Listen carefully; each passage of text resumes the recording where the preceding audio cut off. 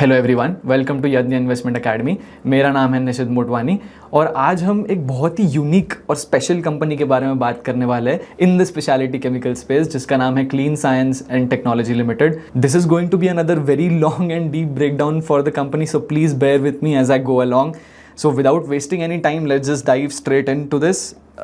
तो सबसे पहले कोई भी कंपनी को जब अपन एनालाइज करना चालू करते हैं तो उनके प्रोडक्ट्स के बारे में समझना बहुत इंपॉर्टेंट है कि उनके प्रोडक्ट्स क्या करते हैं और क्या यूटिलिटी प्रोवाइड करते हैं इन द वर्ल्ड। एंड क्योंकि जैसे ही आपको मालूम पड़ेगा कि क्या यूटिलिटी वो प्रोवाइड करते हैं इन द वर्ल्ड, तो आपको मालूम पड़ेगा कि इस प्रोडक्ट की डिमांड कैसे ड्राइव हो रही है और कितनी देर तक इस प्रोडक्ट की डिमांड रहेगी। तो केमिकल्स में it is very difficult to understand what these products do, right? क्योंकि हर आदमी केमिकल इंजीनियर नहीं होता है। तो यहाँ पे मैं ये जो पूरा प्रोसेस है, जो मैं अभी प्रोडक्ट्स का ब्रेक डाउन दूंगा, अच्छा खासा डीप में ब्रेक डाउन दूंगा। माई मोटो हियर वुड बी कि अपन बहुत ही ईजी वे में जान पाएँ कि ये इनके केमिकल्स करते क्या है। तो सबसे पहले सीधा चलते हैं। तो सबसे पहले जानते हैं कि इनके केमिकल्स एक्चुअली करते क्या है, राइट? तो जो कंपनी है वो अपने केमिकल्स के जो प्रोडक्ट पोर्टफोलियो है उसको 3 भागों में बांटती है। पहला है परफॉर्मेंस केमिकल्स, दूसरा है फार्मा एंड एग्रो इंटरमीडिएट्स और तीसरा है एफएमसीजी केमिकल्स। ठीक है, तो सबसे बड़ी सेगमेंट इस कंपनी के परफॉर्मेंस केमिकल्स। इसको जब अपन रेवेन्यू ब्रेक डाउन करेंगे तो आपको और अच्छे से समझ में आएगा ऐसा क्यों है। तो सबसे पहला जो प्रोडक्ट है जिसका नाम है MEHQ, मैं यहाँ पे पूरे प्रोडक्ट्स का नाम नहीं ले रहा हूँ, पूरा केमिकल नाम नहीं ले रहा हूँ, I am just going to go with the short form MEHQ। तो MEHQ क्या करता है? तो सबसे पहले परफॉर्मेंस केमिकल्स क्या करते हैं? तो परफॉर्मेंस केमिकल्स को कैसे देखना चाहिए कि think of these chemicals as the protectors and stabilisers. They make everyday products last longer and work better, simple terms में, राइट? MEHQ क्या करता है? तो MEHQ एक पॉज बटन की तरह यूज होता है फॉर लिक्विड्स। ये क्या करता है कि जो पेंट, इंक और ग्लूज है, जो भी पेंट और इंक और ग्लूज जो आप देखते हो डब्बों में, उसको हार्डनिंग या ड्राइंग अप से बचाता है। यानी it stops things like paint, ink and glues from hardening और drying up inside their containers before you are ready to use them, right? Simple. BHA and TBHQ इनका सेकंड प्रोडक्ट है। इसके बारे में क्या है? तो ये है antioxidants. These are anti spoilage agents. Just like you might want to keep a strict eye on the freshness of your own diet, these chemicals keep cooking oils, packaged foods as well as animal feed from going rancid on the shelf, right? तो अपने food products को protect करता है। तीसरा chemical है AP। तो this is another freshness preserver, but this one is for specialised for sensitive products. तो ये किस चीज की शेल्फ लाइफ एक्सटेंड करता है? तो इन्फेंट फॉर्मुलाज हो गया, ब्रेकफास्ट सीरियल्स हो गया, और even high end skin care creams, right? Again तो प्रोटेक्टर, स्टेबलाइजर्स, परफॉर्मेंस केमिकल्स। हाल सीरीज क्या है? हाल series is a newer product that this company has launch. उसके बारे में अपन और डीप में समझेंगे। तो हाल्स क्या है? तो this is, think of this as a sunscreen for plastics and paints. जैसे अपन चेहरे पे सनस्क्रीन लगाते हैं, this is a sunscreen, kind of a sunscreen for plastics and paints. तो ये क्या करता है? व्हेन plastic garden chairs और car dashboard sit in the sun, they can become brittle and fade, right? तो हाल्स क्या करता है? प्रोटेक्ट करता है इन दीज मटेरियल्स को from UV damage, UV rays के डैमेज से ये हाल्स केमिकल प्रोटेक्ट करता है प्लास्टिक्स को, राइट? क्लीन साइंस एक बेसिक वर्जन भी आता है, इसका प्रीमियम वर्जन भी आता है और हाईली स्पेशलाइज्ड वर्जन भी आते हैं, सब बनाती है क्लीन साइंस, राइट? तो BHT, अगले प्रोडक्ट के बारे में बात करते हैं। तो अगला केमिकल के बारे में बात करते हैं तो BHT। तो BHT क्या है? Similar to BHA and TBHQ, ये एक न्यूली लॉन्च प्रोटेक्टिव एडिटिव है that stops products from spoiling due to oxygen exposure, right? Oxygen से एक्सपोजर होता है तो रिएक्ट करती है चीजें, तो उसको प्रोटेक्ट करने के लिए BHT यूज किया जाता है, राइट? हाइड्रोक्विनॉन और catechol is performance chemical 1 that again comes under the newer product launches from Clean Science, right? उनके लेगेसी प्रोडक्ट्स से this is a newer product. Again ये अपन और डीप में समझेंगे जब अपन आगे जाएं। तो हाइड्रोक्विनॉन और कैथिकॉल क्या होता है? तो rather than selling these directly, clean science ने इनको बिल्डिंग ब्लॉक्स की तरह यूज करता है अपने ओन फैक्ट्रीज में, जिसको अपन कैप्टिव कंजम्पशन भी बोलते हैं। तो making these in house means they no longer have to import them, right? तभी अपन कैप्टिव कंजम्पशन कर रहे हैं, which saves money and secures their supply chain. और ये किस प्रोडक्ट्स में यूज होता था? MEHQ and TBHQ, right? Hydroquinone किस चीज में यूज होता था? MEHQ and TBHQ, right? तो हाइड्रोक्विनॉन और catechol are products that they use for captive consumption. Water treatment chemical, ये जो वाटर ट्रीटमेंट केमिकल है ये भी एक नया प्रोडक्ट लॉन्च है बाय द कंपनी और इसका अभी तक प्रोडक्शन चालू नहीं हुआ है, जिसके बारे में अपन और अगली स्लाइड में समझेंगे। आगे बढ़ते हैं फार्मा एंड एग्रो इंटरमीडिएट्स के बारे में ना मंदार भैया ने बहुत अच्छे से समझाया है कि इंटरमीडिएट्स एक्चुअली होते क्या हैं in the Deepak nitrite deep dive video. तो इंटरमीडिएट्स क्या होते हैं एक्चुअली? तो इंटरमीडिएट्स को पजल्स की तरह देखो, right? Intermediates are essentially half finished puzzle pieces. तो pharmaceutical companies buy these pieces and do the final assemblies to create actual medicine. तो एक्चुअल मेडिसिन के प्रोडक्शन में ये इंटरमीडिएट्स यूज होते हैं, right? Intermediates are very useful in the production of final actual medicine. तो guaiacol क्या करता है, तो it is a core ingredient use to manufacture cough syrups. तो ये कफ सिरप का इंटरमीडिएट है, और it is also use to make vanillin which provided the rich and sweet notes found in many foods and complex perfumes, right. Vanillin के production में भी ग्वायाकॉल use होता है। DCC एंड DHDT ये क्या है, तो these are highly specialised puzzle pieces sold to pharmaceutical companies to create anti retroviral drugs, ठीक है। तो एंटी रेट्रोवायरल ड्रग्स के क्रिएशन में इंटरमीडिएट्स की तरह यूज होता है, यानी लाइफ सेविंग मेडिसिन में भी यूज होता है, as well as severe viral infections को ट्रीट करने में भी, HIV जैसे इन्फेक्शंस को ट्रीट करने में भी ये यूज होता है। अगले प्रोडक्ट के बारे में बात करते हैं, तो PBQ क्या है, तो PBQ has been repurpose to barbituric acid, right. तो बार्बिट्यूरिक एसिड में उसको रीपर्पस कर दिया गया है। तो company has shifted how they use this chemicals to make better business sense. It is now use to create pigments for dyes and acts as a base for certain types of medications, again as a base for other types of medications. तो FMCG chemicals की तरफ बढ़ते हैं तीसरे product offering की by the company. फोरमैप के बारे में बात करते हैं। सबसे पहला प्रोडक्ट है फोरमैप। तो फोरमैप क्या है, this is an active shield in your personal care routine. It is a UV blocker used heavily by the cosmetics industry to manufacture sunscreens ensuring sun is protected from harsh light. तो आप जो sunscreen use करते हैं उसमें भी फोरमैप use होता है। Formap is not the actual UV blocker. Formap को यूज करके जो UV ब्लॉकर केमिकल होता है उसको उसके प्रोडक्शन में फोरमैप का यूज किया जाता है। अब एनिसोल क्या है, while the company uses a lot of this to make their own chemicals. Anisole के बारे में अपन और डीप में डिस्कशन करेंगे। एनिसोल यूज करके कंपनी खुद के केमिकल्स तो बनाते ही हैं, but they also sell it to the fragrance industry. It acts as a bare precursor to develop scents. Precursor यानी एक स्टेज पहले to develop the scents in cosmetics and perfumes, whether that is light floral or heavier or musk based colognes। तो ये था एक deep very simple breakdown what the chemicals that clean science offers do। बढ़ते हैं अगली side की तरफ। तो मैंने जैसे आपको बोला था कि केपेक्स के बारे में बताऊंगा कि कौन से नए प्रोडक्ट्स और कौन से डिफरेंट प्रोडक्ट्स है, राइट। तो क्लीन साइंस करंटली एग्जीक्यूट कर रही है significant greenfield expansion primarily housed within its wholly own subsidiary जिसका नाम है Clean Finochem limited. The company has committed a capital expenditure of approximately 300 CR directed at 2 new major product lines in the performance chemical segment. जो पहला performance chemical है जिसके बारे में मैंने पिछले साइड में डिस्कस किया, जिसका नाम है हाइड्रोक्विनोन और कैथेकॉल। ये प्लांट को कमर्शियलाइज कर दिया गया है दिसंबर 2025। और जो परफॉर्मेंस केमिकल ट्रू है जो वाटर ट्रीटमेंट के लिए यूज होगा, तो उसका construction is on track. Q3 financial 26 के कॉन कॉल में ही कंपनी ने कंफर्म किया था कि construction is on track with the commercialization expected in Q1 financial 27, right. Crucially management ने एम्फसाइज किया कि जो भी कैपिटल एक्सपेंडिचर मैनेजमेंट कर रही है वो इंटरनल अक्रूवल्स के थ्रू होगा without relying on any external borings. बढ़ते हैं अगली स्लाइड की तरफ। तो जानते हैं कि ये केमिकल्स की डिमांड कंडीशंस क्या है फॉर देयर एंड यूज, यानी माने ये जो केमिकल्स है, ये जो भी केमिकल्स है वो कौन सी इंडस्ट्रीज यूज करती है, राइट। क्यों ये जानने की जरूरत है कि जैसे आप डिमांड ड्राइवर पकड़ पाओगे केमिकल्स का, तो आप देन मॉनिटर कर सकते हो कि इस केमिकल की डिमांड कितनी रहेगी आगे और अभी कितनी है, राइट। तो अपन तो देखते हैं परफॉर्मेंस केमिकल्स में। तो परफॉर्मेंस केमिकल में सबसे पहले MEHQ कौन से एंड प्रोडक्ट्स में यूज होता है, तो उसको बोलते हैं सुपर एब्जॉर्बेंट पॉलीमर्स। जो सबसे पहला है बेबी डाइपर्स और उसका adult incontinence products, acrylic paints and printing inks, in and products में MEHQ यूज होता है। तो उसका डिमांड ड्राइवर क्या है, तो डिमांड ड्राइवर जैसे कि देखिए अपन डाइपर्स जो है, diapers are very non discretionary consumer staple with rising adoption in emerging markets. तो इसकी डिमांड तो डाइपर्स में तो हमेशा रहेगी क्योंकि diapers are always in need. The paint and the ink side is moderately cyclical tied to the housing starts as well as the real estate development, right. ये अपने को समझता है। BHA, TBHQ एंड BHT ये जो 3 antioxidants है वो उनका एंड प्रोडक्ट्स क्या है, तो अपन ने पिछली स्लाइड में भी देखा थी। Edible cooking oils, package snacks, bake goods, animal and pet food and biodiesel, इन सब में यूज होता है, ओके। तो FMCG consumption and pet humanization इसका डिमांड ड्राइवर है। डिमांड ड्राइवर क्यों, this is a recession resistant demand curve. क्यों, क्योंकि regardless of the macro economic conditions baseline consumption of a cooking oil और package food remain stable. The pet food segment is a structural growth driver due to rising global pet ownership and premiumization of animal nutrition. तो जैसे अपन देख रहे हैं कि अपनी lifestyle is moving towards, जैसे ब्लिंकिट वगैरह है and every other thing that sells package foods, तो अपन बहुत मूव कर रहे हैं टुवर्ड्स पैकेज फूड्स। और क्योंकि अपन पैकेज फूड की तरफ मूव कर रहे हैं तो उन पैकेज फूड्स को प्रोटेक्ट करने वाले जो केमिकल्स लगते हैं उनकी भी डिमांड वहीं से डिराइव होती है, राइट। AP की तरफ बढ़ते हैं। तो तीसरा प्रोडक्ट है परफॉर्मेंस में AP।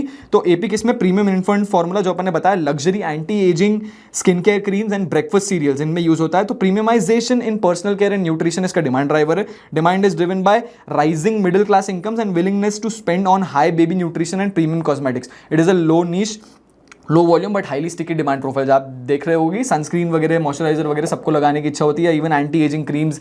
तो ये again that premiumization that is happening in the Indian market that will lead to these chemicals being in need. Okay, हाल सीरीज, जो हाल सीरीज के बारे में बताया, तो हाल सीरीज यूवी प्रोटेक्टर के लिए यूज होता है. सबसे पहले तो solar panel, encapsulant films, automotive plastics, artificial turf and outdoor furniture, right, इन सब में, इन एंड प्रोडक्ट्स में हाल्स यूज होता है. मेगा ट्रेंड्स क्या है? तो मेगा ट्रेंड्स है green energy and EV light weighting. तो this is the highest growth demand vector in the portfolio. The global pivot to solar energy requires massive volumes of HALS to prevent panel degradation. जो solar panels होते हैं उन वो UV rays लग के उन पे वो डिग्रेड नहीं हो, तो उसके लिए हाल्स यूज किया जाता है, क्योंकि हाल्स यूवी रेज से प्रोटेक्ट करता है इनको. तो साइमल्टेनियसली कि जो ऑटो इंडस्ट्री का शिफ्ट हो रहा है टू ईवीज, या फिर अपन ईवीज नहीं बोले, हाइब्रिड्स बोले, तो requires replacing heavy metals with light weights, UV stabilized plastics to improve battery range. तो ताकि वो डिग्रेड नहीं हो, तो उनको यूवी स्टेबलाइजर्स लगता है, UV stabilizer is HALS, right. Hydroquinone और कैथेकॉल के बारे में अपन ने बात किया कि हाइड्रोक्विनोन और कैथेकॉल किस किस में यूज होता है? प्रोसेस में यूज होता है, in the process of creation MEHQ, guaiacol and TBHQ. HQ दिख ही रहा होगा नाम में, which is hydroquinone, stands for hydroquinone. तो डिमांड ड्राइवर क्या है? तो अभी के लिए क्लीन साइंस के लिए this is use for internal consumption. Water treatment chemicals की बात करें तो this would be used in industry water purification systems. Again regulatory compliance is the demand driver here. Pharma and agro intermediates की तरफ के बारे में बात करें तो ग्वायाकॉल का एंड प्रोडक्ट क्या है? तो सबसे पहले तो एक्सपेक्टोरेंट्स. तो this is use for cough syrups के बारे में अपन बात किया. एंड वैनिलिन के बारे में अपन ऊपर बात किया कि सिंथेटिक वनीला फ्लेवरिंग जो फूड में भी यूज होता है एज वेल एज परफ्यूम्स में भी यूज होता है. तो डिमांड ड्राइवर क्या है? तो seasonal health care and confectionery, pharmaceutical demand spike seasonally with winter flu cycles, right, ये अपने को समझता है. The vanillin side provide steady base line demand for global bakery, ice cream and fragrance industries, right, very easy to understand. DCC DHDT के बारे में बात करें तो एक्टिव फार्मास्यूटिकल इंग्रेडिएंट्स में यूज होता है, राइट. और again inelastic health care spending इसका डिमांड ड्राइवर है. बार्बिचूरिक एसिड के बारे में बात करें तो industrial dyes, pigments and selective central nervous system medications, इन सब में यूज होता है. तो साइक्लिकल टेक्सटाइल्स में यूज होता है और नीश फार्मा में यूज होता है, और यही इसका डिमांड ड्राइवर रहेगा. FMCG केमिकल्स के बारे में बात करें सबसे पहले फोरमैप मैंने जैसे आपको बोला सनस्क्रीन. तो सनस्क्रीन में it is not actually the UV, ये यूवी रेस से नहीं बचाता है. What it does is specifically serving as a precursor for to avobenzone. Avobenzone is the actual global gold standard UVA filter. तो उसको बनाने के लिए ये प्रीकर्सर की तरह यूज किया जाता है फोरमैप, राइट. डिमांड ड्राइवर क्या है? तो again dermatological awareness and skin care are these mega trends. Even मैं आज सनस्क्रीन लगा के बैठा हूँ आपके सामने, तो सनस्क्रीन वगैरह as the demand for these grow, Formap की भी demand will be, this is what will drive the demand for Formap. Anisole के बारे में बात करें तो एनिसॉल, जैसा कि मैंने बोला कि anisole is used for internal captive synthesis, उसके बारे में अपन और डिटेल में समझेंगे. बट अपार्ट फ्रॉम दैट वो fine fragrance and perfumes and scented cosmetics में भी यूज होता है. तो अपन ने अभी समझा कि उनके प्रोडक्ट पोर्टफोलियो में क्या क्या है और उनके डिमांड ड्राइवर्स क्या है, राइट. अब अपन समझेंगे वैल्यू चेन के बारे में कि प्रोडक्ट्स बनते कैसे हैं. अब अगेन मैं यहाँ पे बिल्कुल डीप केमिकल इंजीनियर नहीं बन जाऊंगा और मैं एकदम एक केमिकल प्रोसेस नहीं एक्सप्लेन करूंगा, but I will try to keep it very simple and try to explain to you कि प्रोडक्ट्स कैसे बनते हैं, राइट, ताकि अपने को समझ में आए कि कौन से रॉ मटेरियल्स यूज होते हैं टू मेक दीज प्रोडक्ट्स. तो MEHQ के इंग्रेडिएंट्स है फिनॉल. अब फिनॉल क्या है? This is a crude oil derivative, right. तो basically a heavily traded chemical from oil refineries. इतना ही अपने को समझना था कि फिनॉल को यूज करके MEHQ बनता है, विच is a crude oil derivative, right. तो जो प्रोसेस है MEHQ को बनाने का वो अपन और डीप में समझेंगे आगे. BHA and TBHQ. तो BHA एंड TBHQ कैसे बनता है? तो बेसिक केमिकल्स लाइक हाइड्रोक्विनोन को यूज करके BHA एंड TBHQ को बनाया जाता है, राइट. यही अपने को समझना था. आगे बढ़ते हैं. AP को vitamin C and palm oil extract से बनाया जाता है. हाल सीरीज के बारे में समझे तो ammonia and basic petrochemical building blocks को यूज करके, ammonia and basic chemical building blocks को यूज करके हाल्स को बनाया जाता है, राइट. BHT में भी again basic petroleum derived compounds को यूज किया जाता है. और हाइड्रोक्विनोन और कैथेकॉल में भी ingredients are phenol and hydrogen peroxide. तो अगर अपन देखें तो यहाँ पे बहुत सारी जगह क्रूड ऑयल डेरिवेटिव्स लग रहे हैं, राइट. तो बहुत सारा जो रॉ मटेरियल लगता है क्लीन साइंस को अपने प्रोडक्ट्स बनाने के लिए वो क्रूड ऑयल डेरिवेटिव्स है, राइट. आगे बढ़ते हैं. फार्मा एंड इंटरमीडिएट्स के जो प्रोडक्ट्स है उनकी वैल्यू चेन के बारे में डिस्कस करेंगे. तो ग्वायाकॉल का इंग्रेडिएंट इज कैथेकॉल. तो हाइड्रोक्विनोन और कैथेकॉल में क्यों कंपनी घुसी और क्यों उन्होंने खुद से बनाना चालू किया? क्योंकि उनको यूज होता है वो हाइड्रोक्विनोन और catechol for captive consumption to make their own products. तो वो सप्लाई चेन उससे सिक्योर होती है and they can increase margins via that, right. DCC और DHDT कैसे बनता है? तो स्टैंडर्ड इंडस्ट्रियल केमिकल से बनता है. बार्बिट्यूरिक एसिड भी बेसिक केमिकल एसिड से बनता है। एफएमसीजी केमिकल्स के बारे में बात करें तो फॉर्मैप बनता है एनीसॉल से, जो मैंने बोला कि एनीसॉल को क्लीन साइंस कैप्टिव कंजम्पशन के लिए भी यूज करती है अपने अलग अलग प्रोडक्ट्स के लिए। और एनीसॉल किससे बनता है? तो एनीसॉल भी फिनॉल से बनता है। तो again phenol is very important here, यानी crude oil derivatives form a huge part in their value chain. Crude oil derivatives से जैसा कि मोस्टली सारी केमिकल कंपनीज में होता है कि क्रूड ऑयल डेरिवेटिव से यू गो आगे आगे आगे and you make your and products, right. Clean science and technology limited भी एक स्पेशलिटी केमिकल्स कंपनी है, राइट। तो अपन समझते हैं कि इस कंपनी के बारे में ऐसा स्पेशल क्या है। तो मैं जो बोलूंगा ना, इस कंपनी की जो केमिस्ट्री एक्सपर्टीज है, that is what we have to understand here, right. तो उसको मैं टाइटल करूंगा clean science way. To explain why clean science manufacturing process is highly regarded, we have to look at the traditional way a chemical manufacturing works versus the clean science way. In the chemical industry, the standard way of making products, जो भी standard way है जब भी chemical industries में products बनाया जाता है, तो often it is messy, toxic and creates a lot of waste, right? Clean science does a lot of things completely differently. उनकी यूनिकनेस बॉइल डाउन होती है to green chemistry, right, which is a way of designing the process that minimizes and eliminates the use and the creation of hazardous substances, right. अपना end product बनाने के लिए they don't create hazardous substances. ये 3 specific reasons के बारे में बात करेंगे कि उनका प्रोसेस इतना यूनिक क्यों है। तो सबसे पहला रीजन है इन हाउस कैटलिस्ट। तो कैटलिस्ट क्या है? तो कैटलिस्ट को ऐसा इंग्रेडिएंट मानिए जो एक केमिकल रिएक्शन को स्पीड अप कर सकते हैं, एक केमिकल रिएक्शन को स्पीड अप कर देते हैं, इतना ही अपने को जानना है, राइट।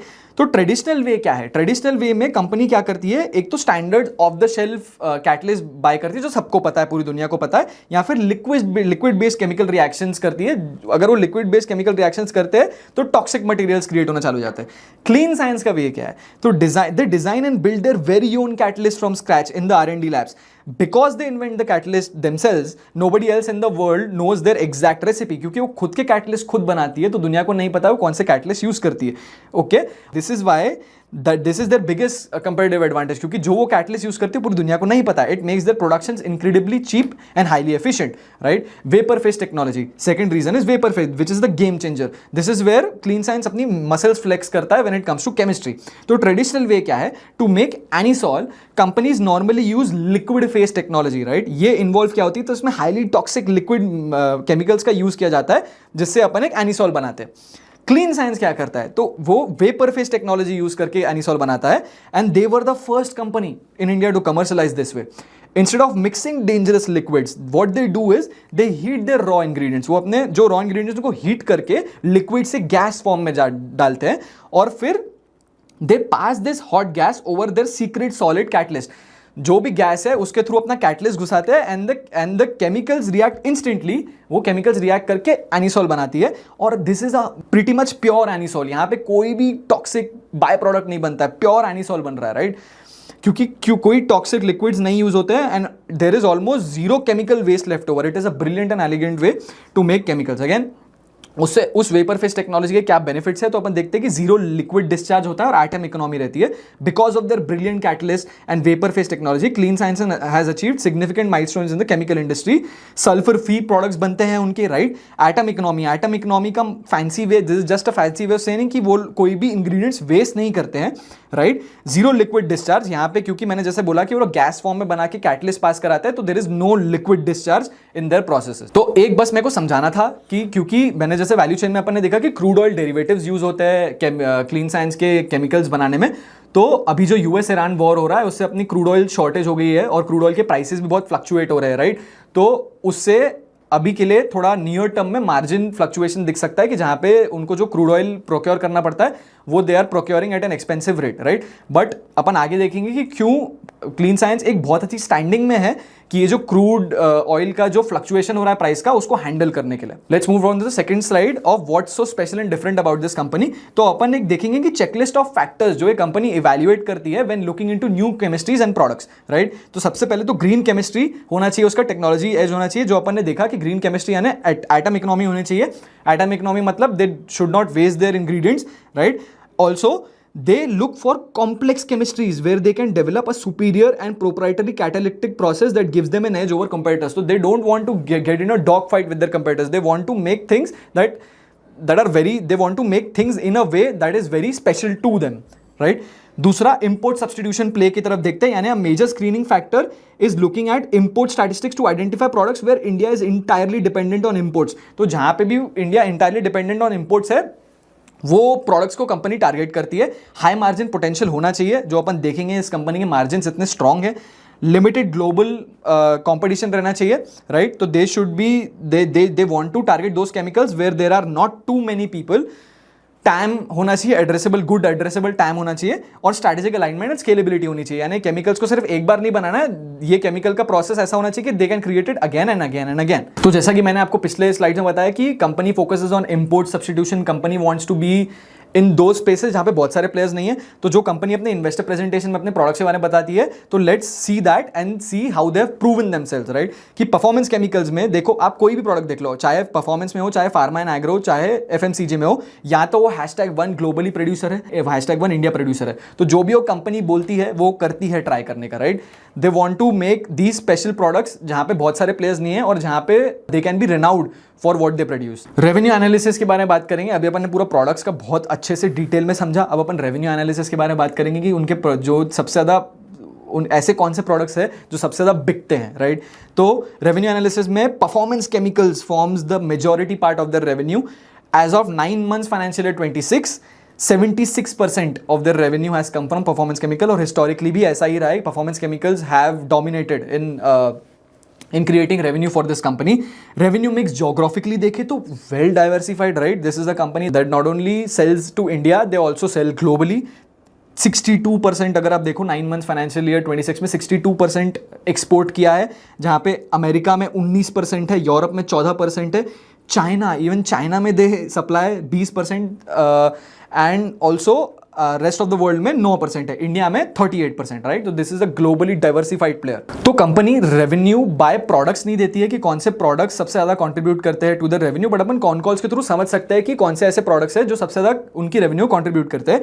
तो अक्टूबर 2022 के कॉन कॉल में उन्होंने बोला था कि उनके 4 फ्लैगशिप प्रोडक्ट्स है। 4 फ्लैगशिप प्रोडक्ट्स कौन से हैं? तो MEHQ, Guaiacol, BHA and Formap, ये इनके 4 फ्लैगशिप प्रोडक्ट्स है, राइट। अब उन्होंने February 3, 2024 की कॉन्फ्रेंस कॉल में बोला था कि from the flagship products has come down in terms of percentage. So earlier they were contributing 85%, now they do 75 to 76%. तो उनके 4 flagship products के बारे में जैसे अपन ने समझा कि कौन से MEHQ, Guaiacol, BHA and Formap, और वो contribute कितने कर रहे थे in February 3, 2024, it was around 85%, right? अब अपन देखते हैं 31 जनवरी 2026, यानी Q3 फाइनेंशियल 26 के कॉन कॉल में उन्होंने क्या बोला था? तो कंपनी ने बोला था कि जो उनके टॉप 4 प्रोडक्ट्स है उनका contribution to stand alone revenue decline to 75% as against 80% in the last quarter. तो अपन इससे क्या समझे कि जो टॉप 4 प्रोडक्ट्स है, राइट, जो है MEHQ, BHA, Guaiacol as well as Formap, ये कंपनी के as of Q3 financial 26 75% revenue in products ने कंट्रीब्यूट किया था। तो ये जो रेवेन्यू एनालिसिस में ये जो 3 टेकअवेज, यहाँ पे आप 3 टेकअवेज क्या ले सकते हो? सबसे पहले कि performance chemicals dominates their revenue, they are a globally diversified players with higher exports than what they do in India. तीसरा है कि प्रोडक्ट कॉन्सेंट्रेशन है यहाँ पे, कि उनके टॉप 4 प्रोडक्ट्स कंट्रीब्यूट करते हैं हेविली टू देयर रेवेन्यू। अब बिफोर मूविंग अहेड और बिफोर हम थोड़ा और फाइनेंशियल्स पे बात करें तो समझ लेते हैं कि स्टैंड अलोन कंसोलिडेटेड में डिफरेंस क्या है। यहाँ पे मैं आपको एक स्ट्रेट समरी देता हूँ जिससे आपको सब समझ जाएगा। तो when you look at the stand alone numbers, you are primarily looking at the performance legacy products. जो परफॉर्मेंस लेगेसी प्रोडक्ट्स में अपन ने अभी भी देखा MEHQ, BHA, Guaiacol और Formap, राइट। न्यूअर इंटरमीडिएरीज जो है DCC, TBHQ, DHDT and basic HALS lines. तो बेसिक हाल्स लाइंस, तो स्टैंड अलोन में क्या क्या है? तो उनके जो लेगेसी प्रोडक्ट्स है, न्यूअर इंटरमीडिएरीज है और बेसिक हाल्स लाइंस है।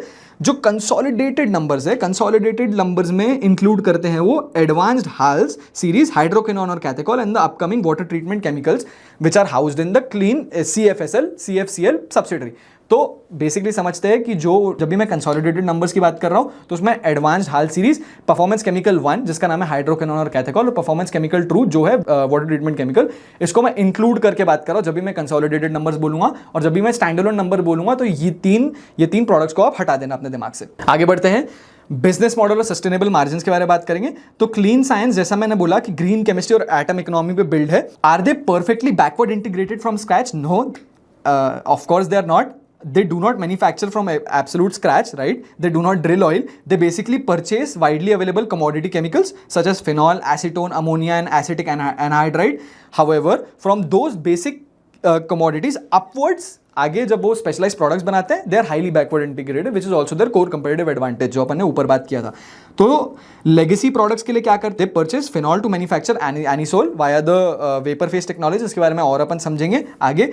हाल सीरीज में क्या है, तो they are the first company in India and only the 5th globally to achieve full scale backward integration for the हाल सीरीज, राइट। अब ये आगे जो समझाया हुआ है वो थोड़ा केमिकल इंजीनियरिंग है, यानी they start with the basic acetone and ammonia to synthesize the complex intermediates required for the entire HALS portfolio. But what it is important to see here कि they are the first company in India and only the 5th globally। तो इससे again उनकी chemical expertise के बारे में अपने को पता चलता है।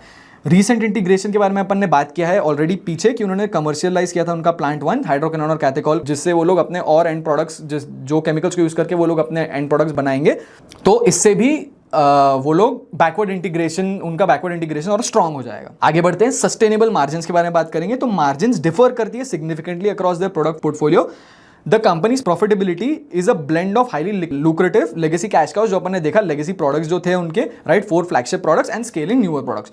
तो लेगेसी जो है, यानी जो स्टैंड अलोन नंबर है, जो अपन ने अभी देखा, स्टैंड अलोन नंबर्स में these established products command an exceptionally high EBITDA margin, often in the 40% plus range, because of CSTL's proprietary catalytic process consumes significantly less raw materials than the conventional methods। ये अपन आगे देखेंगे कि exactly management इससे क्या बोल रही है, but 40+% range है इनकी एबिटा मार्जिन्स की। जो न्यू प्रोडक्ट्स है हाल सीरीज, तो हाल्स के बारे में कंपनी में क्या बोला है, तो management has guided that at optimal capacity utilization at 70 to 80%, जो अभी तक नहीं पहुंचे हैं, right.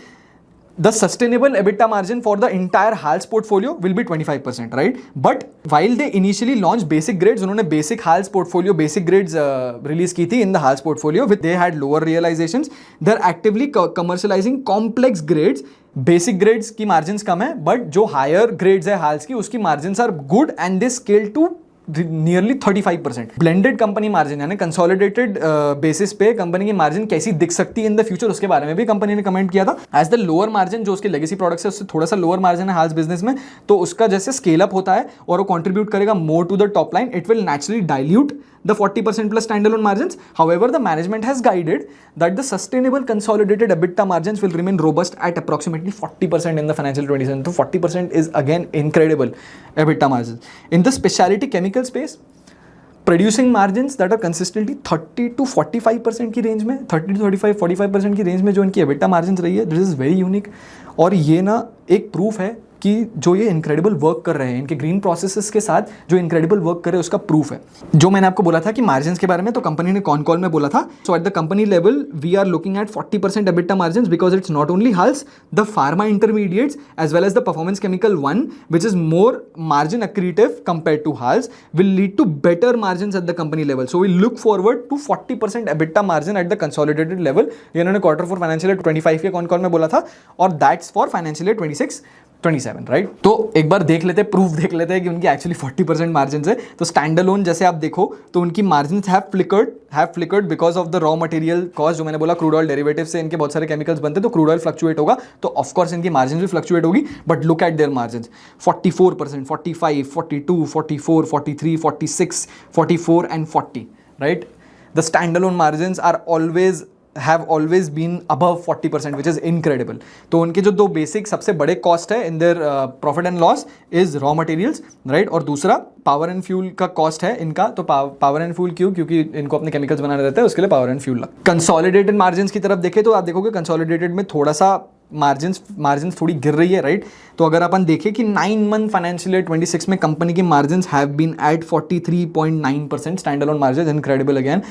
Consolidated margins are at 37.2%, right. तो डाइल्यूट हुई है मार्जिन्स अगेंस्ट, क्योंकि मैंने बोला था कि कंसोलिडेटेड नंबर्स में जो एडवांस्ड हाल सीरीज है वो भी इंक्लूड हो रही है, as well as performance chemical 1 as well as performance chemical 2, right. Performance chemical 2 अभी तक कमर्शियलाइज नहीं हुआ है, तो सिर्फ हाल्स और परफॉर्मेंस केमिकल 1। तो क्यों कंपनी की मार्जिन्स इतनी हाई है, तो अपन समझेंगे with an example of MEHQ, right. तो MEHQ जैसा अपन ने देखा कि it is one of the companies 4 flagship products, तो उसके एग्जांपल के थ्रू समझेंगे। तो कंपेयर 2 वे से समझेंगे।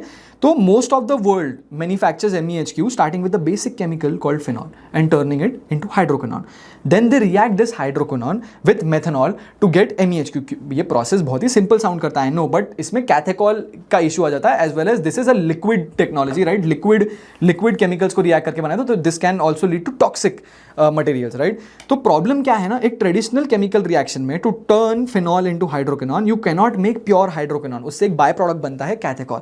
कैथेकॉल की दिक्कत क्या है ना, कैथेकॉल की ग्लोबल डिमांड लो है और उसके market prices are also severely depressed. So what happens is, जो कंपेटिटर्स है they are forced to buy massive amounts of raw materials to produce this by product and they can barely sell it at a profit, effectively increasing the production of their main ingredient hydroquinone. और क्योंकि हाइड्रोक्विनॉन को produce करने का price बढ़ जाता है तो उनका जो एंड प्रोडक्ट है MEHQ उसका भी प्राइस उनको बढ़ाना पड़ता है. They are essentially throwing away a huge portion of their raw material budget on a chemical, right. दूसरा, अब जो क्लीन साइंस का वे क्या है, क्लीन साइंस का एनिसॉल राउट क्या है, तो CSTL ने क्या किया है ना, उन्होंने बाईपास कर दिया है हाइड्रोक्विनॉन रूट इंटायरली. तो what they are doing is they are the only company in India to do this and one of the very few globally to commercially manufacture MEHQ using what is called the hydroxylation of anisole. इसको मैं बहुत easy way में समझाने की कोशिश करूंगा. तो कैसे करती है कंपनी, तो अपना अगेन यूनिक जो वेफर फेस टेक्नोलॉजी के बारे में अपन ने समझा उसको यूज करके करती है. तो क्या करती है clean Science turns phenol and methanol into a hot gas और उसके थ्रू एक सॉलिड कैटलिस्ट रन करती है, right. The magic of this vapour phase anisole route is that it does not produce catechol at all, और यहाँ पे hydroquinone की need ही नहीं है. The reaction is highly targeted. Almost 100% of the raw materials they buy almost converted into the valuable anisole without virtually no wastable by products, right. Final step क्या है, जो ये हाईली प्योर एनिसॉल है और the use of their secondary catalyst use करते हैं जिसको बोलते हैं वो एनिसॉल हाइड्रोक्सिलेशन, उसके थ्रू वो कन्वर्ट करते हैं इसको डायरेक्टली इनटू MEHQ. तो देखो यहाँ पे हाइड्रोक्विनॉन की नीड ही हट गई, राइट. और यहाँ पे again there are no by products, there virtually no wasted by products. 100% pure anisole create हो रहा है, 100% प्योर एनिसॉल से MEHQ क्रिएट हो रहा है, इसलिए उनको इतने कम रॉ मटेरियल्स लगते हैं.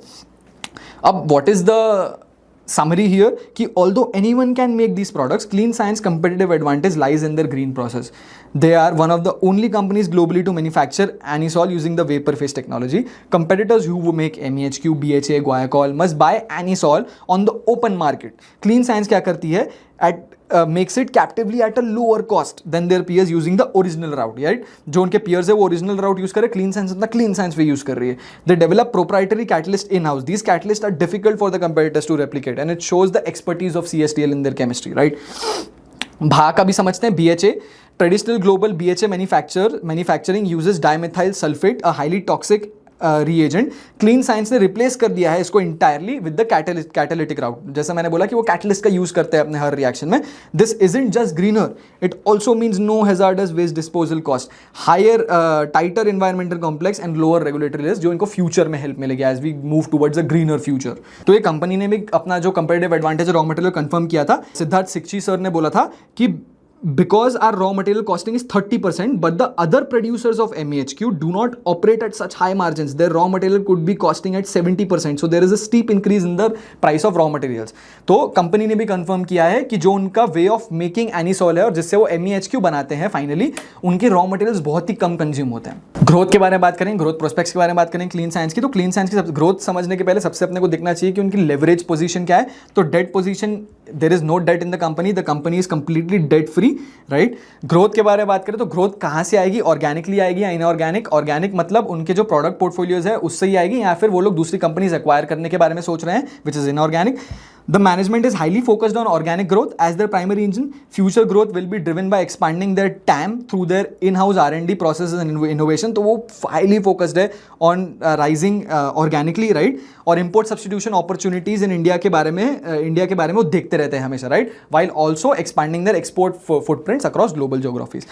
Regarding inorganic growth, the management has clarified while there are ample organic growth opportunities, they remain open to acquisitions, right? उन्होंने बोला है कि they will remain open to acquisitions. तो अपन ने देखा debt position, organic growth as well as inorganic growth. तो यहाँ पे मैं एक ग्रोथ में एक समरी बताऊंगा आपको कि हिस्टोरिकली अगर अपन देखें तो CSTL की जो रेवेन्यू प्रोफाइल है has been highly concentrated around its 4 flagship products, right. इस जो प्रोडक्ट कॉन्सेंट्रेशन है इनकी रेवेन्यू में, उसको उन्होंने रिकॉग्नाइज किया वल्नरेबिलिटी को, और डाइवर्सिफिकेशन स्ट्रैटेजी के थ्रू एडवांस हाल series as well as PM2 performance chemical chemical 2 launch किया है, एज वेल एज उन्होंने परफॉर्मेंस केमिकल 1 लॉन्च किया है, हाइड्रोक्विनोन और कैथेकॉल, जिसको वो अगर वो कैप्टिव यूज के लिए यूज नहीं करेंगे तो they can actually sell this outside as well. Catechol को यूज करके they can make guaiacol, right, but जो हाइड्रोक्विनोन है they can also sell hydroquinone to those makers जो traditional way of MEHQ manufacturing use करते हैं, right. तो company ने भी जैसे कंफर्म किया था उनके की ग्रोथ लेवल्स क्या है, तो ESG और सस्टेनेबिलिटी, ग्रीन केमिस्ट्री पे फोकस रहेगा, स्ट्रेंथन करना है इंडिया में और एक्सपांड करना है ग्लोबली, नया product development, organic growth, right, significant greenfield capex भी करेंगे और ऐड करेंगे न्यू कॉम्पिटेंसीज, यानी न्यू कॉम्पिटेंसीज का मतलब है न्यूअर केमिस्ट्रीज ऐड करने की कोशिश है। अब स्टैंड अलोन मार्जिन्स और रिटर्न्स ओवर द ईयर्स देखते हैं ताकि मैं बता पाऊँ कि इनकी जो मार्जिन्स है they have been so good for a number of years now. तो स्टैंड अलोन देखें तो रेवेन्यू ग्रो की है at a CAGR of 16%।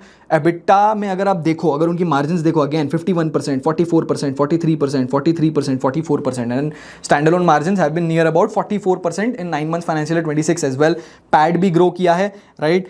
ROCs क्योंकि उनके रिटर्न नंबर्स इतने अच्छे हैं तो उनके ROC नंबर्स भी इनक्रेडिबल है, राइट। रेवेन्यूज में अगर आप ध्यान से देखोगे तो फाइनेंशियल ईयर 21 से लेकर 23 तक एक रैली काइंड ऑफ हुई है जहां पे बहुत तेजी से रेवेन्यू बढ़ी है। देन फाइनेंशियल ईयर 24 में अपने को नॉर्मलाइजेशन दिखा, देन फाइनेंशियल ईयर 25 में दे रिटर्न टू ग्रोथ, राइट। तो इसके बारे में मैं और डिटेल में समझाऊंगा क्या हुआ था। तो इनक्रेडिबल रैली हुई थी एक मार्च 21 से मार्च 23 के बीच में। तो मार्च 22 में जो रैली हुई थी उसमें कंपनी ने रिकॉर्ड की थी अपनी हाईएस्ट एवर एक्सपोर्ट्स और उन्होंने इंप्रूव की थी रियलाइजेशन इंप्रूव कैसे हुई थी, तो raw material, although raw material, fuel and logistics cost spiked unprecedentedly, तो CSTL pass these cost on to the customers. तो क्या हुआ कि जो रॉ मटेरियल्स है, फ्यूल है, जो लॉजिस्टिक्स कॉस्ट है, कोविड की वजह से वो सारे प्राइसेस स्पाइक कर गए और क्योंकि ये जो प्राइसेस वो स्पाइक कर गए तो उनके जो एंड प्रोडक्ट्स है उनका भी प्राइस स्पाइक हो गया, तो इसलिए रेवेन्यू इतनी बढ़ के दिख रही थी। तो CSTL ने पास किए these cost on to customers, boosting the value of their sales even as the margins face pressure. But there is a difference between Clean Science facing margin pressure and others, they already have incredible margins, so they have room to can take this margin hit. फिर financial 23 में तो और अजीब ही growth दिखी जहां पर revenue jump हो गई 37%। अब ये क्या था, this was the peak of the rally. तो growth was driven by robust demand in both domestic as well as export markets, new customer additions भी हुए और इंक्रीज वॉलेट शेयर भी आया। Despite volatility in input prices, they maintained high realizations and business benefit from the China Plus One strategic shift जो देखा अपन ने Covid के बाद दुनिया में, राइट। डिक्लाइन हुआ फिर फाइनेंशियल, उसको डिक्लाइन नहीं बोलूंगा मैं, एक्चुअली नॉर्मलाइजेशन बोलूंगा। तो नॉर्मलाइजेशन क्या था, तो this was an optical decline due to the deflationary environment rather than a loss of business, right. This was a global phenomena of destocking, right, particularly in Europe and China, जहां पे customer अपनी reduce कर रहे थे, जो inventory buildup होगी pandemic में तो वो अपनी इन्वेंट्री रिड्यूस कर रहे थे, they weren't buying as much, right. Also price correction हुआ, उनके रॉ मटेरियल्स में प्राइस करेक्शन हुआ as raw material prices like phenol cool down from their financial year 23 highs. CSTL had to pass on these benefits to the customer by lowering the prices of their finish products. तो उनकी raw materials के cost कम हो गए तो उनके जो final products है उनका भी उनको प्राइसेस गिराना पड़ा, राइट। उससे रियलाइजेशंस कम हो गए, राइट। Therefore even though the volumes remained relatively stable and even grew slightly, the realization per kg dropped significantly, dragging down their total revenue figure, right? So this was just a normalization, no loss of business. फिर उसके बाद नए highs आए, right. Volume led growth हुई again in financial year 25, financial year 25 में volume led growth हुई और new products उन्होंने निकाले, स्पेशली हाल्स, राइट। अब अपन ने प्रोडक्ट्स के बारे में बहुत डीप डिस्कशन स्टार्टिंग में तो किया था, बट एक लेटेस्ट समझ लेते हैं कि डिमांड और सप्लाई डायनेमिक्स क्या है इन प्रोडक्ट्स के। और ये पूरा बेस्ड ऑन रहेगा मैनेजमेंट कमेंट्री की मैनेजमेंट ने हमने प्रोडक्ट्स के बारे में क्या बोला है, राइट। तो स्टार्ट करते हैं, अगेन डीप में ही रहेगा, हर प्रोडक्ट के बारे में बात करूंगा। तो सबसे पहले परफॉर्मेंस केमिकल्स, तो MEHQ के बारे में क्या हुआ ना, Q3 फाइनेंशियल ईयर 26 के कॉन कॉल में अपडेट दिया था कंपनी ने कि ऑन द सप्लाई साइड में Chinese competitors have reduced the price of hydroquinone. तो जैसा कि अपन ने देखा था कि हाइड्रोक्विनोन को रॉ मटेरियल यूज करके MEHQ चाइनीज लोग बनाते हैं, राइट। और हाइड्रोक्विनोन का प्राइस उन्होंने गिरा दिया to all time lows, right. तो क्योंकि हाइड्रोक्विनोन का प्राइस गिर गया तो MEHQ का प्राइस गिर गया, तो this has drastically lowered the Chinese cost of production for MEHQ, right. In response तो CSTL को डेलिबरेटली लोअर करने पड़े अपने MEHQ के prices to fight this competition and protect the market share and volumes, right. Again उनको अपने prices गिराने पड़े और फिर भी मार्जिन उनकी 40% पे। तो this is what is great about this company, right. On the demand side after a period of global destocking, जो अपन ने पिछले स्लाइड में देखा, तो volumes have rebounded and stabilised, right. TBHQ और एपी के बारे में समझे तो उन्होंने क्वार्टर फॉर फाइनेंशियल ईयर 25 के कॉन कॉल में बात की थी कि डिमांड स्टेबल रहती है इन प्रोडक्ट पोर्टफोलियो में। तो टीबीएचक्यू की demand is directly linked to the edible oil industry, while AP की अपन ने डिमांड देखी थी। तीसरे प्रोडक्ट के बारे में बात करेंगे जो है बीएचए। तो unlike MEHQ there is currently no major Chinese manufacturing threat for BHA, right? कंपनी ने कंफर्म किया है कॉन कॉल Q3 फाइनेंशियल 26 के कॉन कॉल में कि कोई चाइनीज मैन्युफैक्चरिंग थ्रेट नहीं है BHA में। डिमांड रोबस्ट है, driven by animal feed and food nutrition industries, and the product did although the product ने थोड़ी टेम्पररी वॉल्यूम सॉफ्टनेस डिटेक्ट की due to destocking as well as tariff concerns in North America. HA HALS के बारे में बात करें तो हाल्स की अपडेट उन्होंने अक्रॉस क्वार्टर्स दी, और क्योंकि हाल्स नया प्रोडक्ट है, न्यूअर प्रोडक्ट है, तो उसके बारे में और डिटेल में कंपनी ने बात किया। तो हाल्स का मार्केट उन्होंने अप्रोक्सीमेटली वैल्यूड एट $1 बिलियन और ग्रो हो रहा है at 7 to 10% CAGR। Supply side में मार्केट डोमिनेट कौन करता है, तो BASF यूरोप है और चाइनीज प्लेयर्स लाइक रियालॉन है। CSTL एंटर कर रही है दिस मार्केट को as an import substitute. India alone imports roughly 3,000 to 4,000 tons of HAL 770, which is one of the chemicals that is produced in the HAL series, right? CSTL has already captured about 50% of the Indian domestic market and aims to reach 65 to 80% going ahead. Export demand for higher end HALs is gradually scaling in Europe and US, though the US demand has temporarily slowed down again due to tariff concerns, right? ये HALs के बारे में कंपनी ने बोला। Pharma and agro intermediates में सबसे पहले ग्वायाकॉल के बारे में, तो ग्वायाकॉल में कंपनी ने बोला था कि demand was severely disrupted by it. ये इन्होंने Q1 फाइनेंशियल 26 के कॉन कॉल में अपडेट दिए कि demand was severely disrupted by international regulatory scrutiny over Indian manufactured cough syrups in countries like Indonesia and Iraq, right. क्यों मैंने ऊपर demand driver को समझना इतना इंपॉर्टेंट है इन केमिकल्स के बारे में, क्योंकि आपको मालूम पड़ा कि यहाँ पे कफ सिरप में स्क्रूटनी आई है, तो आपको समझ जाना चाहिए कि अगर cough syrup Indian manufactured cough syrups पे दिक्कत आ रही है, तो ये जो केमिकल प्रोड्यूस करती है क्लीन साइंस ग्वायाकॉल, उसमें उसके एंड प्रोडक्ट या उसके डिमांड में भी दिक्कत आएगी, राइट। तो ये Q1 फाइनेंशियल 26 के कॉन कॉल में कंपनी ने बोला था, पर कंपनी ने ये भी बोला था कि उन्होंने सक्सेसफुली पिवट कर दिया और सक्सेसफुली ग्वायाकॉल को वैनिलिन प्रोड्यूसर्स को प्रोड्यूस करना चालू कर दिया। तो दिस इज गुड कि कोई केमिकल के मल्टीपल यूजेस है देन वन, राइट। अगर वन रहता और वन पे दिक्कत आ गई तो केमिकल पे दिक्कत आ जाती है, बट केमिकल के अगर मल्टीपल यूजेस है तो कोई एक एंड इंडस्ट्री में प्रॉब्लम आ गई तो they can easily shift and sell that chemical to a different industry. DCC के बारे में कोई रीसेंट अपडेट्स नहीं है तो उसके बारे में ज़्यादा मैं बोलूँगा नहीं। DHDT के बारे में, इसको एक नया फार्मा, ये जो नया फार्मा इंटरमीडिएट है, अपडेट Q2 फाइनेंशियल 26 के कॉन कॉल में दी थी कि ये अगेन एक इंपोर्ट सब्सटीट्यूशन अपॉर्चुनिटी है, as India currently imports 200 tonnes per month from China. Supply is currently constrained due to teething issues at the plant और demand is pending final validation for pharmaceutical companies. तो pharmaceutical companies अगर validate कर देती है और उनके जो plant में टीथिंग इश्यूज चले जाते हैं तो they can start producing DHDT at scale, right. FMCG chemicals के बारे में बात करें तो फोरमैप अगेन, राइट। तो demand for this cosmetic UV blocker जिसके बारे में अपन ने बात किया, और अगेन Q3 फाइनेंशियल 26 के कॉन कॉल में फोरमैप के बारे में अपडेट दी थी, तो हैज सफर्ड एक स्ट्रक्चरल डिक्लाइन हुआ है इसमें, इस प्रोडक्ट में, right. A major customer in China backward integrated to manufacture Formap in-house, resulting in a permanent loss of export volumes to that customer. Further, domestic demand collapsed due to Indian customers who use Formap to make avobenzone are facing 55% export tariff in the United States, severely suppressing their offtake. तो Formap में बहुत दिक्कतें देखनी पड़ी है कंपनी को। Q3 financial 26 con call में कंपनी ने बोला था, और इसको अपन रिलेट करेंगे to the key risks that we have to see in this company as we move ahead, right. Anisole के बारे में, तो एनिसॉल जैसा कि मैंने बोला कि एनिसॉल कैप्टिव कंजम्पशन में ही यूज होता है। CSTL's demand is largely captive. Approximately 80% of the anisole जो प्रोड्यूस करती है कंपनी अपना वेपर फेस टेक्नोलॉजी यूज करके, वो एनिसॉल को यूज करती है अपने खुद के प्रोडक्ट्स बनाने में। बार्बिट्यूरिक एसिड के बारे में Q2 फाइनेंशियल 25 में अपडेट दिया था कि again is driven by domestic import substitution. तो ये भी product is driven by domestic import substitution, और as Indian pigment yellow producers currently import the chemicals entirely from China. Capacity utilisation numbers के बारे में देखेंगे तो हाल्स का जो पोर्टफोलियो जो नया है, राइट। तो Q2 फाइनेंशियल 26 में कंपनी ने बोला था कि जो capacity utilisation of HALS is standing at 25%, which is a gradual improvement from 22%, और मैनेजमेंट एम करती है कि 50 to 60% कैपेसिटी यूटिलाइजेशन पे पहुंच पाए over the 2 or 3 year horizon. Performance और एफएमसीजी केमिकल्स के बारे में Q1 फाइनेंशियल ईयर 26 में अपडेट दिया था कि अप्रॉक्सीमेटली 75% कैपेसिटी यूटिलाइजेशन पे इनके प्लांट्स काम कर रहे हैं। और फार्मा एंड एग्रो इंटरमीडिएट्स का भी Q1 फाइनेंशियल ईयर 26 में उन्होंने अपडेट दिया था और बोला था कि 68% कैपेसिटी यूटिलाइजेशन पे ये काम कर रहे हैं, राइट। तो इनके प्लांट्स कौन से तो 4 प्लांट्स है, राइट, और मल्टीपल डेडिकेटेड प्लांट्स है for key products. To that extent each plant is immune to challenges in other plants, right.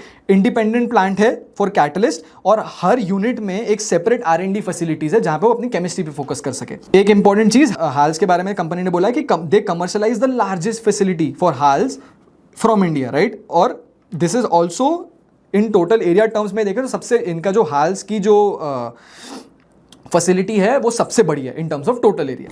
अब अपन ने बहुत कुछ देखा और बहुत कुछ पढ़ा और बहुत कुछ जाना ये कंपनी के बारे में। अब we'll move towards what I would call the story of the company. और स्टोरी जानने के लिए की रिस्क समझना बहुत ज़रूरी है। तो की रिस्क में सबसे पहला है Chinese competition, right. Chinese competition हर स्पेशलिटी केमिकल कंपनी को फेस करना पड़ता है। For every speciality company there always will be Chinese competition. और इस रिस्क को एग्जांपल के थ्रू समझते हैं। Q3 फाइनेंशियल ईयर 26 में अपन ने देखा कि चाइना करंटली प्रोड्यूस कर रहा है hydroquinone by the conventional route और उसको वेरी लो प्राइसेस पे प्रोड्यूस कर रहा है। Since HQ hydroquinone is the base for MEHQ, global prices for MEHQ have also dropped. तो क्लीन साइंस को अपने प्राइसेस कट करने पड़े थे। This is the Chinese competition risk playing out. Cyclicality होती है एक स्पेशलिटी केमिकल्स बिजनेस में, right. It is very difficult to predict the demand cycles for their products as they can be affected by global destocking, Chinese oversupply and final price fluctuations and final product के price fluctuate होते हैं due to raw material rates. इसको भी example के through समझेंगे।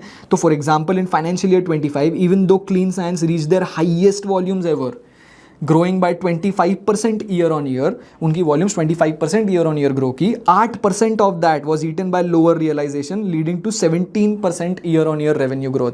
तो even though उनकी volumes बढ़ी, उनका बिजनेस परफॉर्मेंस वॉज गुड क्योंकि एंड रियलाइजेशंस, क्योंकि and prices of their products were lower.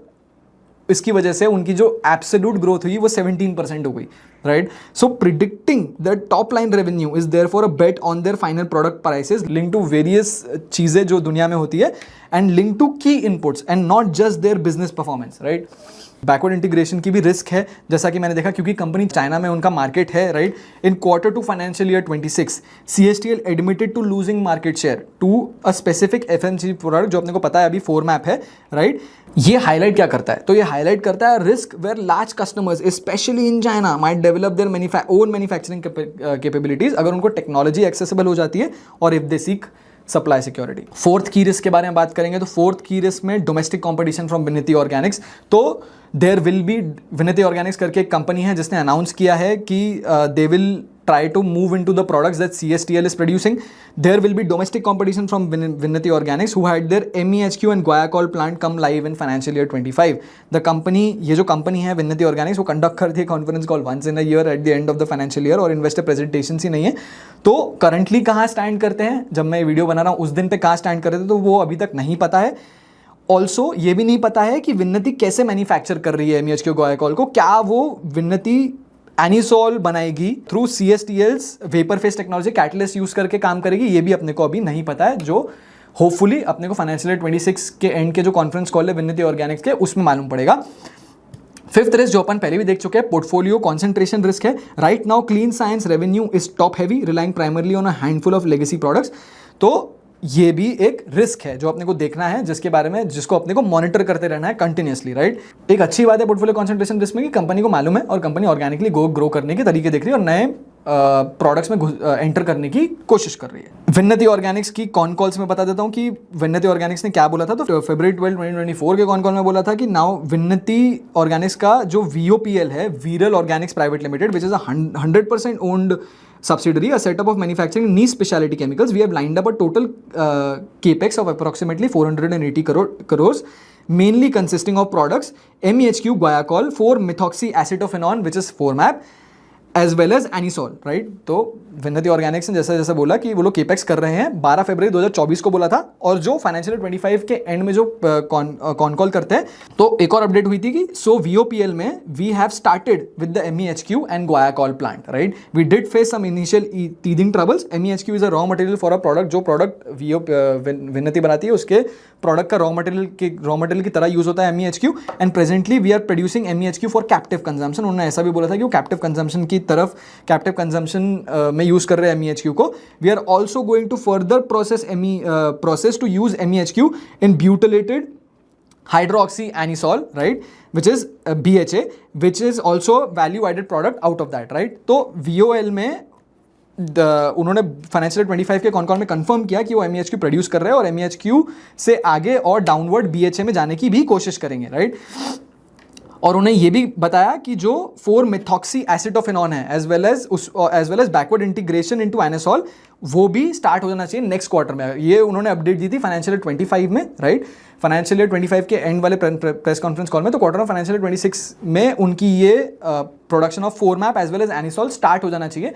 But क्योंकि अगेन कॉन्फ्रेंस कॉल वगैरह नहीं है तो अपडेट्स मिलना बहुत डिफिकल्ट है. अब इसको अपन क्लीन साइंस से रिलेट करेंगे, राइट. तो क्वार्टर 3 फाइनेंशियल 26 की एक अपडेट ले लेते हैं क्या हुआ कंपनी के साथ. तो इन क्वार्टर 3 फाइनेंशियल 26 क्लीन साइंस ने 9% रेवेन्यू डिग्रोथ बताई. क्या हुआ, तो वॉल्यूम और प्राइस डिक्लाइन हुआ इन सम ऑफ देयर की products MEHQ, BHA and 4-MAP. The management ने एट्रीब्यूट किया कि ये ड्रॉप चाइनीज कंपटीशन की वजह से हुआ है जिसने ड्राइव किया लोअर प्राइसेस और टैरिफ रिलेटेड अनसर्टेनिटी की वजह से driving lower volume. Most importantly यहाँ पे मैं आपको फोकस, यहाँ पे you should focus. Most importantly they said that they haven't lost market share to domestic competition, right. And this is just a reaction from customer to the global uncertainties present, right. तो VOPL Vinati ने बोला था कि हमने financial 25 वो products बनाना चालू कर दिया है जो जिसमें CSTL स्पेशलाइज करती है. बट क्वार्टर 3 फाइनेंशियल 26 के अपडेट में CSTL ने क्लियरली बोला है कि they have not lost market share to domestic competition, right. तो क्योंकि उनकी रेवेन्यू डिग्रोथ हुई तो नेट प्रॉफिट भी डिक्लाइन हुआ. और प्रोडक्ट डिपेंडेंस में हमने ऑलरेडी बात की है कि the top 4 products contributed 75% to their revenue. तो एक बार कॉन कॉल में देख लेते हैं कि कंपनी ने क्या बोला, राइट. तो उन्होंने बोला कि we have reduce the prices because the endeavours was to keep the volumes intact. अपन ने समझ लिया था MEHQ में यही हुआ था. BHA में there is nobody in China. Again अपन ने ऊपर देखा when I mentioned about a domestic player I was pertaining to the players who have already announced coming into MEHQ और BHA और Guaiacol and 4-MAP. That is what I meant when I said कि we have not seen any competition from these players. So there is no volume loss to these players.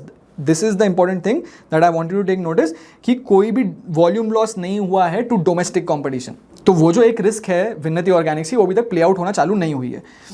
Share holding की तरफ आगे बढ़ते हैं. Share holding में अगर आप देखोगे 74% से स्टार्ट हुआ था, राइट, इंडियन प्रमोटर्स की शेयर होल्डिंग. बट सितंबर 25 में एक मेजर डाइल्यूशन हुआ है. उसके बारे में रीजंस बताऊंगा कि क्या हुआ, क्यों हुआ.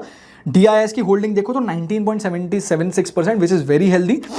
तो प्रमोटर्स के बारे में बात करेंगे before I move on to कि ऐसा सेल जो डाइल्यूशन हुआ स्टेक में, हेवी डाइल्यूशन हुआ स्टेक में, वो क्यों हुआ. तो टेक्नोक्रेट प्रमोटर्स है. What is technocrat promoters. तो ये जो कंपनी CSTL जो केमिस्ट्रीज में है वो केमिस्ट्रीज में these promoters have education, right. जो काम कर रही है CSTL उसमें ये प्रमोटर्स का एजुकेशन हुआ है. तो अपन जैसे समझते हैं तो Ashok boob is the managing director. He is not currently the managing director. The current managing director 1 April 2026 से Siddharth सिक्ची has become the managing director. वो अपन आगे देखेंगे. But Ashok Boob is still important to the functioning of this company. तो over 3 decades of work experience है in the chemical industries. Over 2 decades of experience है chemical industry में सिद्धार्थ सिक्ची का. And Krishna boob का भी 3 decades of expertise है in the chemical industries. तो जैसे आप देख रहे हो कि इनका chemical industries में expertise है. This is what I meant by technocrat promoters, right? तो स्टेक सेल के बारे में बात करेंगे तो फाइनेंशियल 24 में एक पहली स्टेक सेल हुई थी विच यहाँ पे ज़्यादा पे अटेंशन करने की जरूरत नहीं है. तो SEBI regulations require listed companies to maintain a minimum public shareholding of 25%. तो वो करने के लिए थोड़ा स्टेक सेल किया था. What you have to pay attention to is the financial year 26 planned stake sale. यहाँ पे जो 51% पे रिड्यूस हो गया इंडियन प्रमोटर्स की शेयर होल्डिंग, राइट. तो क्वार्टर 1 फाइनेंशियल ईयर 26 में एनालिस्ट ने पूछा about the recent communication indicating that the promoters intended to significantly reduce their stake. तो मैनेजमेंट ने कंफर्म किया कि the stake will come down रफली फ्रॉम 75% टू 50%, राइट.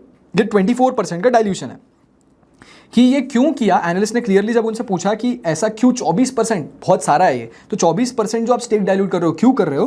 तो this was for estate planning purposes. The management did not dispute the premise but clarified that it is specifically a fraction of the boob family was exiting और ये estate planning purposes के लिए किया था. But 24% is still a very large dilution, right. Management ने फिर बाद में जो एग्जीक्यूटिव डायरेक्टर सिद्धांत सिक्ची उस समय थे, अब वो मैनेजिंग डायरेक्टर बन गए हैं, राइट. तो उन्होंने जो रिप्रेजेंट कर रहे हैं part of the Sikchi fraction of the family of the promoters. He said very explicitly reassuring investors कि I am not selling a single share and the business will remain as usual, right. Future outlook देखे promoter holding के बारे में, तो उन्होंने Siddharth Sikchi sir ने clearly बोला कि regarding the future stake sale beyond 51% mark, he stated in my view there will be no further dilution by the Boob family in the next couple of years, right. तो they will hold stable at 51%, but उन्होंने फिर एक caveat add किया कि this is still a very subjective decision, right, कि sale करना stake या नहीं सेल करना is also very subjective decision. But ये इंपॉर्टेंट है जानना कि 24% is a huge stake sale, और 24% जब कोई स्टेक सेल मार्केट दिखता है ना, तो it leads to negative news about the share. जैसा कि मैंने बोला था कि अप्रैल 1, 2026 में Siddharth Sikchi has been promoted. तो जैसा कि आप क्लीन साइंस की टेक्नोलॉजी के पोस्ट पे देख रहे हो लिंक्डइन पे, we are proud to share that mister Siddharth Sikchi has been appointed as the managing director of CSTL, राइट. He is now the managing director of CSTL. थोड़ा और गवर्नेंस के बारे में बात करेंगे. तो गवर्नेंस इशू में हिस्टोरिकली कोई गवर्नेंस इशूज़ नहीं आया, फ्रॉड्स या रेगुलेटरी डिफॉल्ट्स नहीं रिपोर्ट हुए क्लीन साइंस और टेक्नोलॉजी के ऊपर. स्टैट्यूटरी ऑडिटर्स कौन है उनके, तो PwC इनके स्टैट्यूटरी करंट ऑडिटर्स है. They were appointed for the term of 5 consecutive years starting from the 21st annual general meeting to hold office until the 26th annual general meeting in financial year 28-29, right.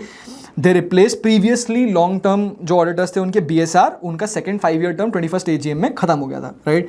एक important चीज़ यहाँ पे note करने के लिए क्या है कि एक रिसेंट हिस्टोरिकल रेजिग्नेशन हुआ है क्लीन साइंस में, not clean science and technology limited, उनकी material subsidiary clean Finochem limited में, राइट. तो क्या हुआ था फाइनेंशियल ईयर 24-25 में Mrs CA Sanjay S Rathi and chartered accountants were appointed as the statutory auditors for the subsidiary, right. उन्होंने resign कर लिया इफेक्टिव August 1, 2024. इस कैजुअल वैकेंसी को रिप्लेस करने के लिए PwC आई. तो PwC is not only the statutory auditor of the Clean Science and Technology Limited, but they are also the statutory auditor of CFCL, Clean Science Finochem Limited, जो उनकी subsidiary है, उनके भी they are now the statutory auditors. और जब PwC आई थी तो उन्होंने कंसिडर किया था जो भी इश्यूज और ऑब्जेक्शंस और कंसर्न रेज किए थे आउटगोइंग ऑडिटर्स ने, and even then they took the appointment, right, which is a good thing. But still ये मेरे को बताना था कि रेजिग्नेशन हो चुका है क्लीन साइंस में हिस्टोरिकली, नॉट क्लीन साइंस में, क्लीन साइंस की मटेरियल सब्सिडरी में. थोड़ा और गवर्नेंस के बारे में बात करेंगे. तो सीनियर मैनेजमेंट, ये देख रहा था मैं कि सीनियर मैनेजमेंट की जो सैलरी है उसमें कोई ड्रास्टिक चेंजेस हुए हैं क्या, राइट. तो फाइनेंशियल ईयर 25 में जो टोटल रेम्यूनरेशन थी वो of the important people in the company, सबसे पहले अशोक बूब की बात करेंगे तो 94.91 मिलियन रुपीस थी उनकी सैलरी, 85.52 सिद्धार्थ शिक्षी की थी और 57.36 कृष्ण कुमार बूब की थी, राइट. इन 3 बड़े लोगों की ये सैलरीज थी, राइट. और एक ड्रास्टिक शिफ्ट हुआ कहां पे, in financial year 22, where the remuneration of Ashok Boob, Siddharth Sikchi and Krishna Kumar Boob drop by 50%, 33%, 41% respectively. ये क्यों ड्रॉप हुआ, तो उन्होंने अपने जो परफॉर्मेंस बोनस एंटाइटलमेंट है उसको कम कर दिया 10% से 4% पे, ताकि जो प्रॉफिट्स है वो और फ्लो हो बॉटम लाइन पे और वो और शेयर होल्डर्स और DIIs को मिले, राइट. क्रेडिट रेटिंग के बारे में बात करें तो क्रेडिट रेटिंग भी बहुत अच्छी है. Very strong credit profile of the company aided by a debt free balance sheet. CRISIL ratings has assigned the company a long term rating of CRISIL AA- which is stable, which has been upgraded historically from A+ positive, and a short term rating of CRISIL A+1 की short term rating भी दी हुई है क्रिसिल ने. तो बहुत ही अच्छी credit rating भी है. Also very important to note कि जो उनका बिजनेस मॉडल है बहुत सक्सेसफुल है, वो अपने को कैसे समझ रहा है. तो also over the last 6 years up to financial year 25, cash flows from operations have been at 85% of EBITDA minus taxes, which is very good, right. Very good cash conversion for the company. अब अपन आते हैं top 5 DII holdings के बारे में देखेंगे company की by number of shares, right. तो company के सबसे बड़े बड़े DII होल्डर्स कौन है, सबसे पहले तो निप्पॉन इंडिया स्मॉल कैप है, राइट.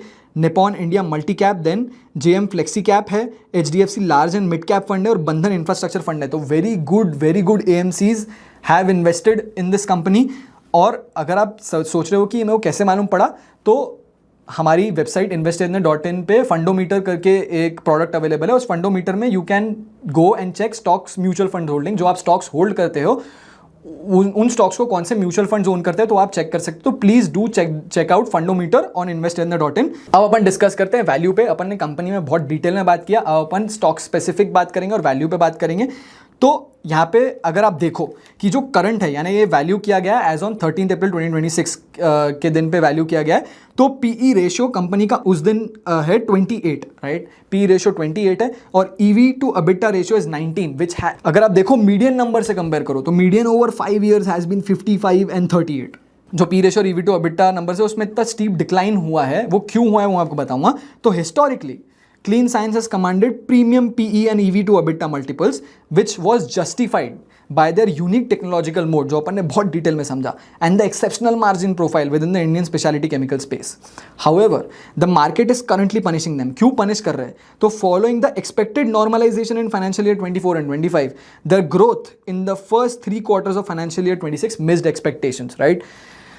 कंपाउंड दैट, ये जो ग्रोथ अपने को मिस की एक्सपेक्टेशंस, उसको कंपाउंड करो विद दैट कि एक सिग्निफिकेंट प्रमोटर स्टेक सेल हुआ है, 24% स्टेक सेल हुआ है, और उसको स्टेक सेल किया at peak valuations, and we saw a severe multiple contraction and the market has derated them just as fast as they build them up, right. तो पहली बात तो ड्यूल रीजन है क्यों इतना गिर गया स्टॉक्स. तो पहली बात तो जो ग्रोथ एक्सपेक्टेशंस थी वो मिस की first 3 quarters of financial year 26 में. सेकंड, बहुत ही बड़ा एस्टेट सेल हुआ है प्रमोटर्स का, राइट. और जब भी प्रमोटर्स का इतना बड़ा एस्टेट सेल होता है ना, तो जो मार्केट है वो हमेशा हार्शली रिएक्ट करता है, और मार्केट ने हार्शली रिएक्ट किया है. दैट सेड, जो आज की वैल्यूएशंस है, करंट वैल्यूएशंस यानी 13 अप्रैल 2026 की जो वैल्यूएशंस है, the risk reward ratio is highly compelling. यहाँ पे जो रिस्क टू रिवॉर्ड रेशियो है बहुत हाईली कंपेलिंग है, राइट. कि फंडामेंटली क्या है ना, fundamentally the company remains a good one, led by technocrat promoters है, राइट. जिनका प्रूवन ट्रैक रिकॉर्ड है और उनको पता है कि वो क्या कर रहे हैं, राइट. उनको पता है कौन सी केमिस्ट्री टारगेट करना, कौन सी केमिस्ट्री से दूर रहना, राइट. और अगर हमको कोई दिखता है, if we see any early indicators of the global demand cycling turning, जो ग्लोबल डिमांड साइकिल है फॉर देयर प्रोडक्ट्स, अगर वो टर्न होती है और अपने को इसके इंडिकेटर्स दिखते हैं और उनकी वॉल्यूम और रियलाइजेशंस वापस ऊपर आती है, तो this stock is set up to rebound, right. तो हिस्टोरिकल वैल्यूएशन से बहुत ही कम वैल्यूएशन पे stock as on 13 April available है. अभी जो पूरा अपन ने इतना डिटेल में डिस्कस किया है कंपनी के बारे में, उसको मैं अभी समराइज करूंगा, जिसको मैं द स्टोरी बोलता हूं, राइट. द स्टोरी क्या है, ये कंपनी की स्टोरी क्या है. तो सबसे पहला तो टेक्नोक्रेट प्रमोटर्स है और एक मोट है कंपनी के पास. To wrap this up, let's define exactly what Clean Science looks like today. Ultimately, if you are holding this stock, अगर आप स्टॉक होल्ड कर रहे हैं, तो you are backing the technocrat promoters and their expertise and their proprietary chemistry moat, right. दूसरा, story में navigating challenges and retaining premium. तो while they are currently navigating volume headwinds, right, and macro economic uncertainty and realisation pressures from Chinese oversupply, we अपने कोई mistake करके ये नहीं बोलना चाहिए कि एक standard low margin cyclical business है. उनकी जो अंडरलाइंग मार्जिन प्रोफाइल है और जो स्ट्रैटेजिक कैपिटल एलोकेशन है, इसको मैं क्या बोलता हूँ कि कौन सी केमिस्ट्रीज को उनको टारगेट करना है, जहाँ उनको पता है कि कहाँ पे अपना पैसा फेंकना चाहिए, राइट, कहाँ पे अपना पैसा इन्वेस्ट करना चाहिए. तो उनकी जो अंडरलाइंग मार्जिन प्रोफाइल है और जो स्ट्रैटेजिक कैपिटल एलोकेशन है, वो उनको एक डिस्ट्रिक्ट प्रीमियम देता है in the speciality chemical space, right, which we should take notice of. आगे जाते हुए ये 5 की मॉनिटरेबल्स रहेंगे इस कंपनी के. ये 5 की मॉनिटरेबल्स मेरे लिए भी रहेंगे और आपके लिए भी रहेंगे. जो स्मार्ट इन्वेस्टर्स जो भी ये कंपनी में इन्वेस्ट करने की सोच रहे हैं, उनके लिए भी ये 5 की मॉनिटरेबल्स रहेंगे. तो सबसे पहले तो stabilisation of the global MEHQ prices. तो अपन ने देखा है कि MEHQ प्राइसेस में वॉलिटिलिटी फेस करने मिली है कंपनी को, specially in Q3 financial year 26. तो अपने को देखना है कि ये जो MEHQ के प्राइसेस है वो स्टेबल हो जाए, क्योंकि MEHQ is very important in the product portfolio.